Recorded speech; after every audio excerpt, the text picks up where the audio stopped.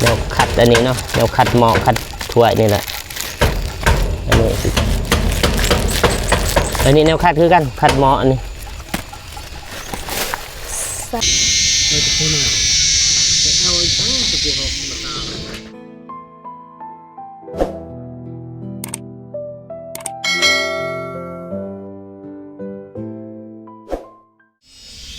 โอเคเนาะพี่น้องเปิดภาพมาที่เบาฝนอีกมือนึงพี่น้องตอนนี้เบาฝนก็ได้มาหาแล้วก็มาอัปเดตบาทนอกน้ำฝนเนาะว่าไปหอดใส่แล้วพี่น้องพอตอนเสาร์เบาฝนกับโบได้มาเนาะเพราะขาเวียกแน่แล้วก็เบาฝนก็ได้มาตอนแรงเอา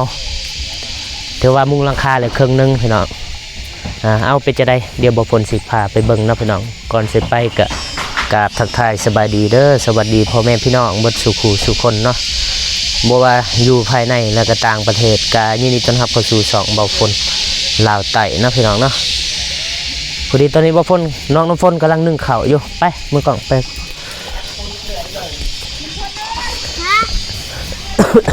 อันนี้จะเป็นเครื่องแม่เพนบ่ฮู้ว่ามีหยังแม่เพนเราฝากให้น้องน้ำฝนแน่แล้วก็เครื่องเบาฝนแน่แต่ว่าเบาฝนบ่ทันได้แกะแล้วก็มีแต่สิให้น้องน้ำฝนเพิ่นแกะเบิ่งว่ามีหยังน่าจะเป็นของกินตามบางคนคิดว่าสร้าง4-5 คนนะพี่น้องน่าจะเป็นพี่น้องแล้วมันซอยแต่ว่าโอเคเดี๋ยวไปอันนั้นน้องน้ำฝนก่อนเอาน้องน้ำฝนเด้อสบายดีเด้อน้องฝนสบายดีเด้อทางผู้ใหญ่ใจบุญการเก็บซีฟังไทยฟังลาวลืออยู่ในต่างประเทศหรือในบ้านเฮาก็ขอสวัสดีสบายดีเบิดทุกคนเด้อโดยเป็นอย่างนึงข้าวโดยมาเบิ่งข้าวนี่นึ่งหวดนี่โอ้ยคือบ่ซื้อใหม่บ่มีวะหวดก็สิลามไปฮอดก้นพุ่นล่ะพี่น้องหวดเขาได้เฮ็ดหยังกินมื้อแลงบ่ฮู้บ่ทันฮู้เนาะโอเคเดี๋ยวไปหาช้างก่อนจะได้มาหาน้องน้ำฝนพอดีบ่ฝนคิดว่าช้างมีแต่3 คนโอ้เอาใหม่ในน้องน้ำฝน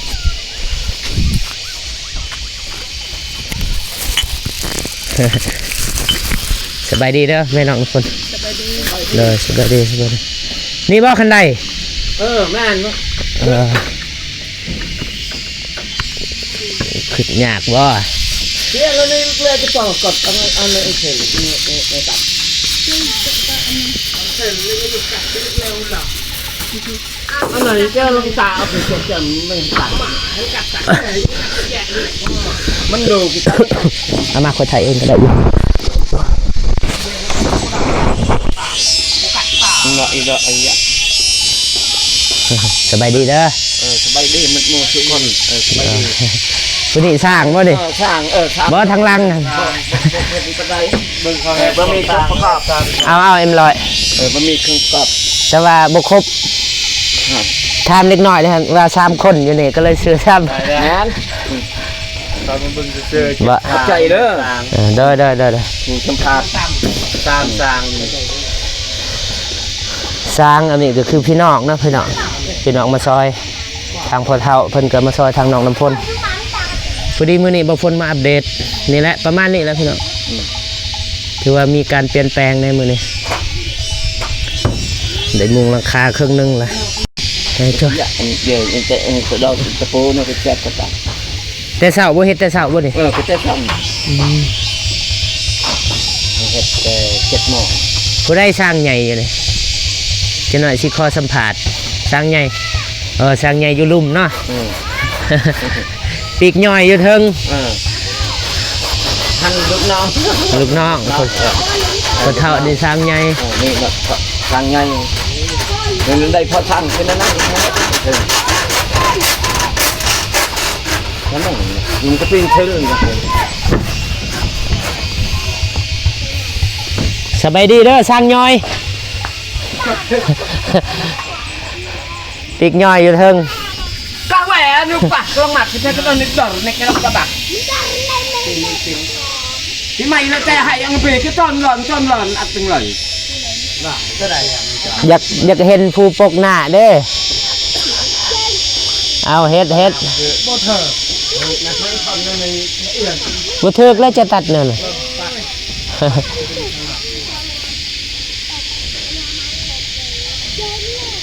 สร้างกันจี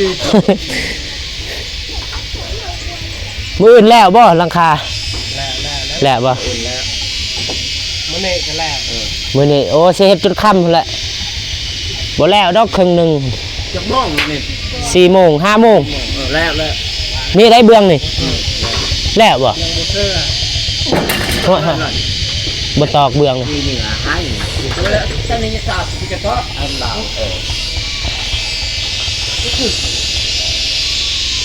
เปิดไปเลย โอเคเนาะตอนนี้บ่ฝนก็ได้ขึ้นมาซอยสร้าง มาซอยเป็นภาระจะได้บ่ได้ตอกสินั่ง แบบไม่ดับ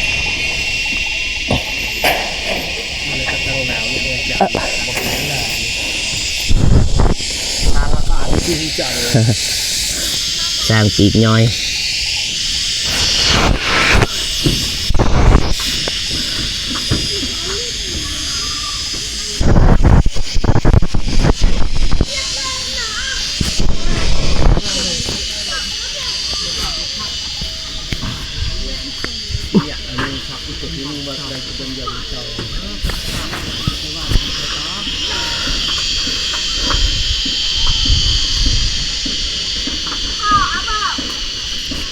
ประมาณนี้พี่น้องเพิ่นว่าสิเฮ็ดจนฮอดค่ำเลยให้มันแหละเบื้องหนึงมันแหละเบิดซองเบื้อง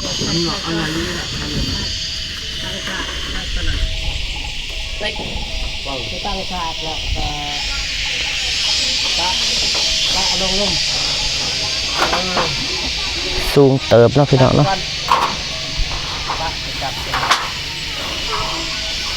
เลย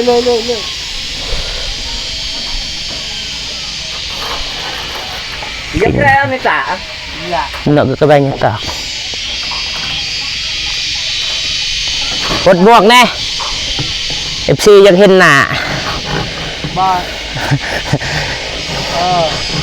จะไล่กันเลยกับมันไม่ข้าวกันเลยนี่นะไม่ต้องเติร์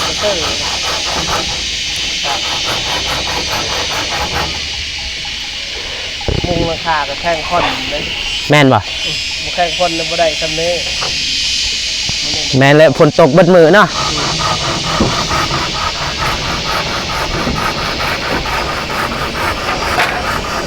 dạ giống như tiền ฮะ dạ mày ไม่ใช่บ่เป็นหยัง dạ lại cả เพิ่มพลังเบิ่ง M100 M150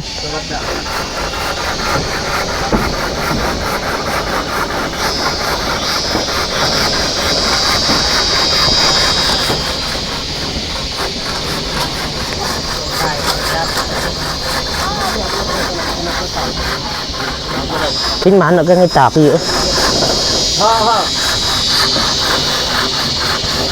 như là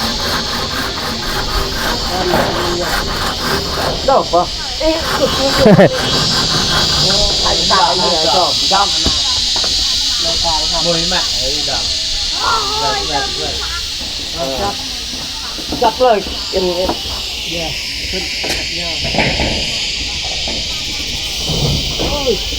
ว่าสิซื้อของกินมาให้แต่ว่าบ่ได้ไปมื้อนี่ตอนเพลนอยู่ท่าแตงฝนตก bẹo mà đó ngó cho nó luôn cho con tôi lại nó có không có như băng này bớt cái này nhưng bớt cái à chậu lép hạt đây này mặc quần lầm bạc một hết ngay một hết và đó cái thao đó việc đây là cái này việc đây đủ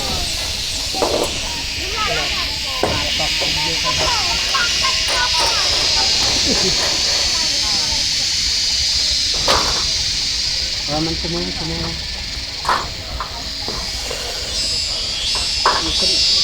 ่อยพ่อ ป้าตะเวนสิตกดินแล้วพี่น้อง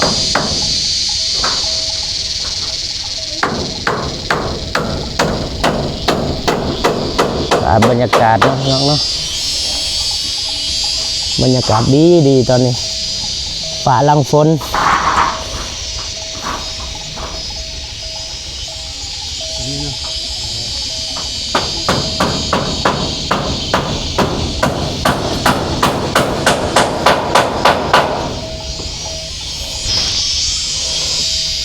สิท้ายก็ยากเลยเดือนนี้พออยู่แจอยู่มุมสุด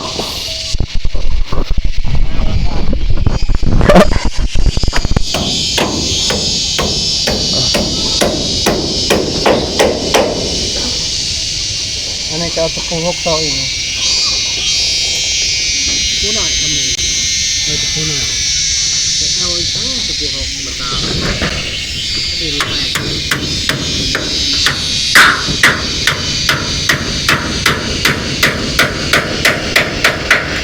กหน่อยแล้วประมาณนี้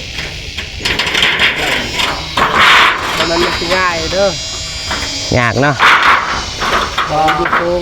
ครึ่งมันครึ่ง เอาขึ้นเทิง สักเองเลยนะพอหัวหน้า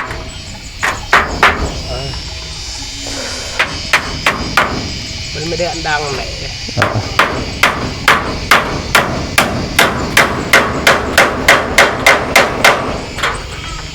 สองดอกเดียวตับต่างดอกและดอกเดียวบนรู ว่าฝนสิลงก่อนพี่น้องยากได้แล้วครับถ่ายให้พ่อแม่พี่น้องได้เบิ่ง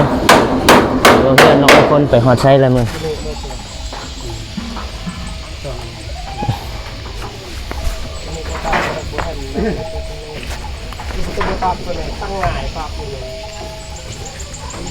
Bo, stop. Tidak mencapai kupang. Metai mah kupang. Cái đợi mày lợ. Bó cho chặt nợ mày lợ cần. Con mày bên mày cả một không bạc cần mày lợ. Cụ bạc lợ lời nãy mày nữa.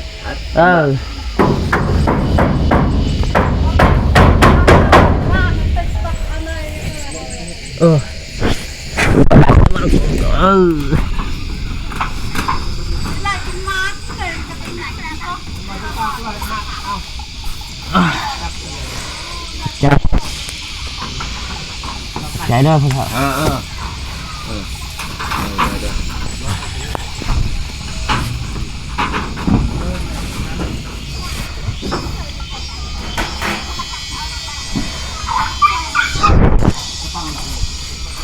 Luôn con nó.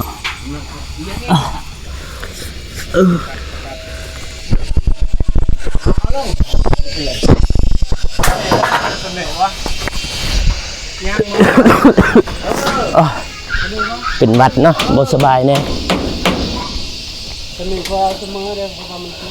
สู้ๆเด้อ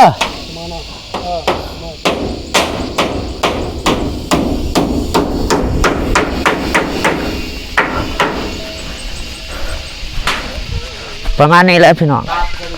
มื้อนี้น่าจะแล้วเพิ่นว่าก็บ่ฮู้น้ำทาง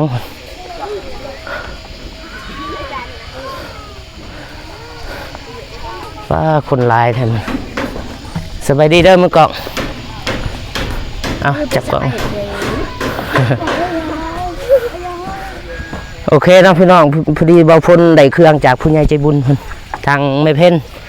เพิ่นฝากเครื่องให้น้องน้ำฝนบ่ฮู้ว่ามีหยังน่าจะเป็นของกินนั่นแหละเบาฝนคิดว่าเอาน้องน้ำฝนมาแกะเบิ่งบ่เอามีดก็ได้มันสิผิดจ้ะนะผิดกฎบ่ฮู้ว่ามีหยังเนาะบางคนว่าท่านได้แกะไปเอามือบ้านบ่หาใหม่บ่สหักแวสหักแกนสหัก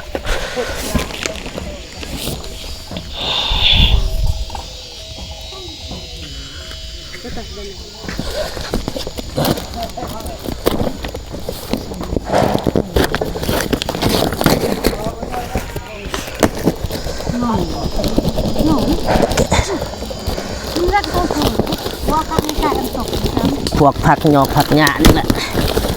รถบ่วงมาจาก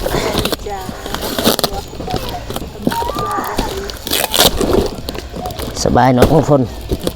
ล้างถ้วยล้างบ่วง เอา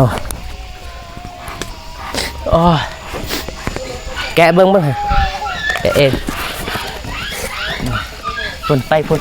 ยันมันสิเปื่อนนั่นนี่เอาอีหยังนี่ฟูอยู่บ่อีหยังเกลือ เลย เกลือเนาะคือว่าบูอันนี้เด้ จอก จอกน้ำอีหยังฮะปลาแห้งโมแม่นปลาแห้งแม่นนะปลา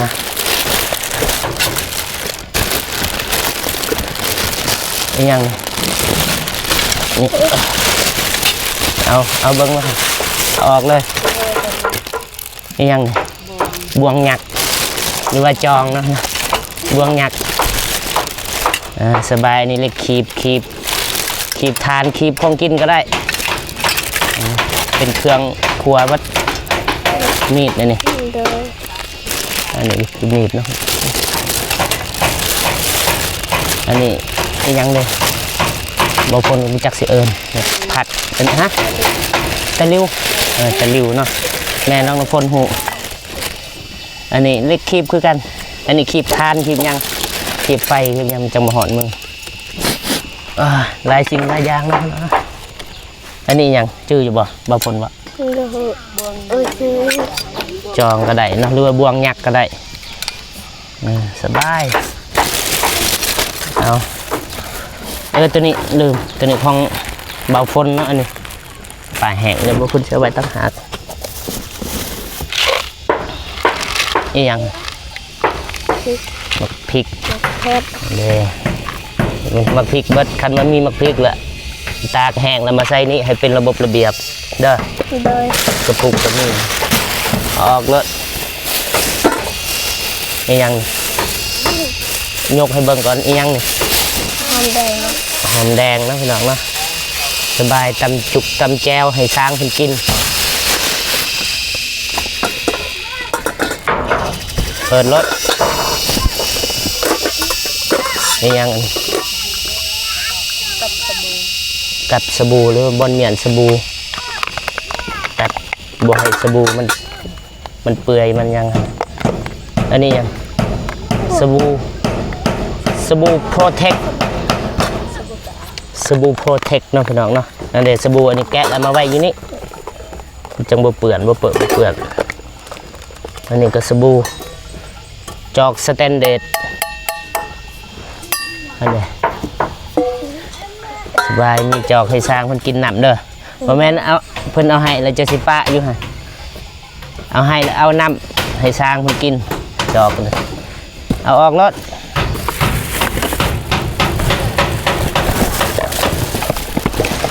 บัวให้บังเปิดบ้างเปิดไว้หน่อยเนาะซอง4 ใบกับอย่าบังพ่นนั่ง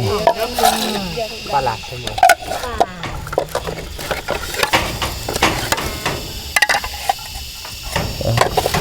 ถ้วยจานนะพี่น้องเนาะ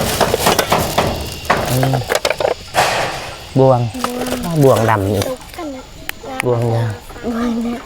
ปัดโถยาวได้ละ2 คืบนึงอันนี้ก็บวงเนื้อแล้วนะลงคนมีแต่3 คนบวงหลายอัน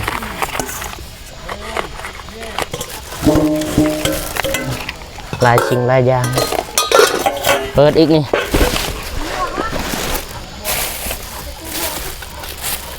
ยังแพรเสร็จมือเวลาจะกินข้าวกินน้ำล้างมือสะอาดแล้วสบู่ก็มีเลยล้างมือแล้วก็เซ็ตมือให้สะอาดแล้วจึงกินข้าว เลย รักษาอนามัยยังฮะมะขามเปียกใส่ต้มปลาบ่หรือว่าสิกินส้มก็ได้ก็แล้วแต่เอาเปิดจอกย่างพี่น้องจอกลายนี่ก็จอก จอกเปิดเอามาเลยนี่ยังไง นัว เป็นนัวภาษาไทยอีหยังนี่ บ่แม่นสับปะรดสู้รสบ่บ่แม่นสับปะรดสู้รสอันนี้ น้ำตาล น้ำตาลเนาะเคยเบิ่งตลกอยู่คันบ่อยากให้น้ำตาลบ่อยากให้มดมากินน้ำตาลหั่นเราเขียนหลอกมดเดี๋ยวนี้เนี่ยเขียนมามักพริก เพื่อบ่ให้มดมันหูว่าเป็นน้ำตาลตลกเทงกับนงน้ำตาลอีหยังอีกฮะ ข้าวคั่ว เอาขวเนาะพี่น้องเนาะใส่ก้อยใส่หยังก็แล้วแต่สิกินแบบนี้เลยก็ได้ได้บ่บ่ให้กินมาใส่ลาบใส่ก้อยอันนี้เด้ พริก มักพริกขั่วแล้วสบายบ่ทวงบ่ทันก็เอาอันนี้แล้วใส่ก้อยใส่แกงนะเวลาสร้างขึ้นมาเฮ็ดเฮือนเฮ็ดซ่านคอนโดเลยบัดนี้ไอ้ยังฮะแนวขัดอันนี้เนาะแนวขัดหม้อขัดถ้วยนี่แหละอันนี้แนวขัดคือกันขัดหม้ออันนี้ สันไล ซันไลเลมอนเทอร์โบเคยได้บ่น้องน้ำฝน บ่ บ่เคยได้จักเทื่อ โดยมีแต่ของน้ำฝนเอาให้ น้องน้ำฝนเอาให้ โดย ตอนไหนเด้อ ตัวนี้บ่